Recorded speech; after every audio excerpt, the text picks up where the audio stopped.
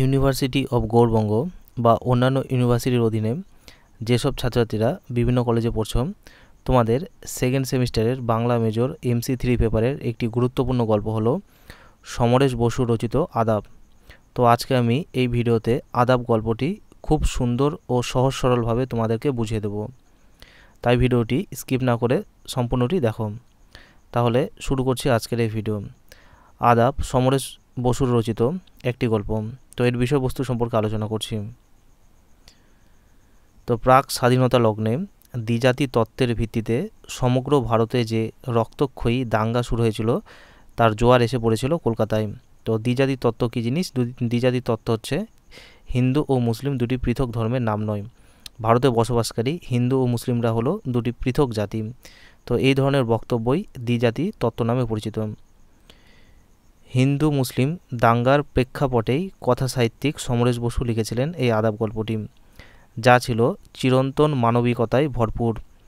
বাংলাদেশের প্রধান তো জারি হয়েছে শহরে 144 ধারা আর কারফিউ, আর দাঙ্গা বেঁধেছে হিন্দু আর মুসলমানে। চারিদিকে গুপ্ত ঘাতক আর লুঠেরারা রয়েছে ওঁত পেতে, জ্বলছে আগুন, চারিদিকে মৃত্যু বিভীষিকা, সৈন্যদের দাপাদপি, গোলাগুলি। এমন অবস্থায় দুটো গলির মাঝখানে একটি ডাস্টবিনকে ঘিরে লুকিয়ে থাকে দুটি মানুষ। তো দুজনেই ভাবে কে হিন্দু কে মুসলমান। তো এই ডাস্টবিনের মধ্যে যে দুজন মানুষ রয়েছে, সেই দুজন মানুষ একে অপরকে দেখে চিন্তাভাবনা করছে যে কে হিন্দু আর কে মুসলমান। তো এক সময় সন্দেহ আর অস্বস্তি দূর হয়। জানা যায় বুড়ি গঙ্গার পাড়ে সুবইডায় যার বাড়ি, সে নায়ের মাঝি, মুসলমান।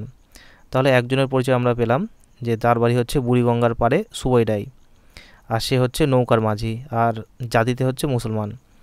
আর অন্যজন নারায়ণগঞ্জের কাছে চাষারার অধিবাসী, সুতকলের কর্মী, সে হচ্ছে হিন্দু। তাহলে অন্যজনের বাড়ি কোথায়? নারায়ণগঞ্জের কাছে চাষারার অধিবাসী, আর সে ছিল পেশায় সুতকলের কর্মী, আর জাতিতে সে হচ্ছে হিন্দু। হঠাৎ শোরগোল ওঠে, উচ্চকণ্ঠ হয় দুজনে। সুতো মজুর মাঝিকে বারবার বলে অন্যত্র চলে যেতে।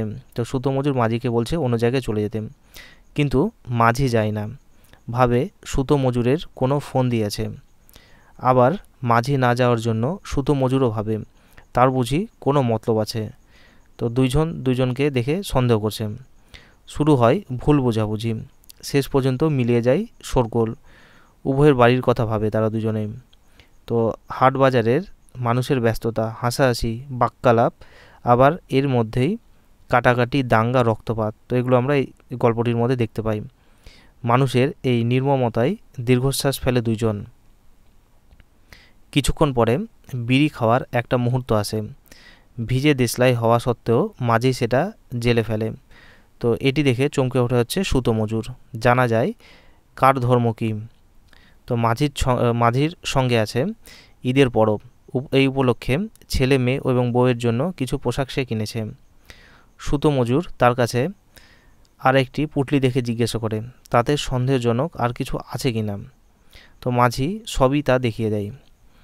সুতো মজুরও দেখিয়ে দেয় যে তার কাছে একটা ওঁচো নেই। তো দাঙ্গার জন্য তারা দেশের কর্তা ব্যক্তিদের সমালোচনা করে। দাঙ্গায় রাজনৈতিক নেতাদের তো কোনো ক্ষতি হয় না, তো যত ক্ষতি হয় তাদের।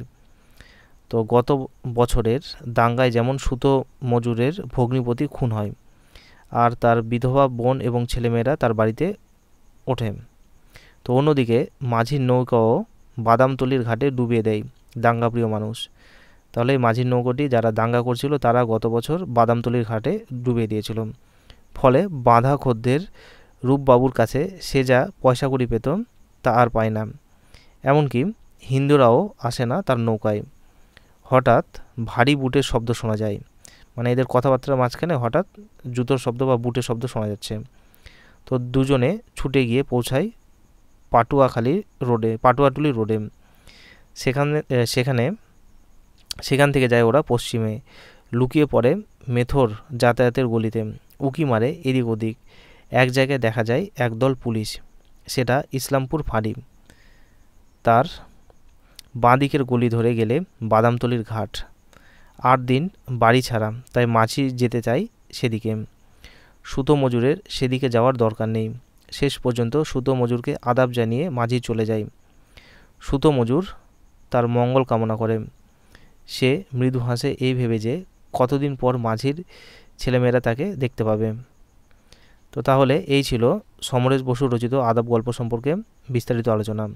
তো এই ভিডিওটি যদি তোমাদের ভালো লেগে থাকে তাহলে ভিডিওতে একটি লাইক, চ্যানেলে নতুন হয়ে থাকলে চ্যানেলটি সাবস্ক্রাইব করে পাশে থাকা বেল আইকন ক্লিক করে দিও পরবর্তী আপডেটগুলো নোটিফিকেশন আকারে পাওয়ার জন্য।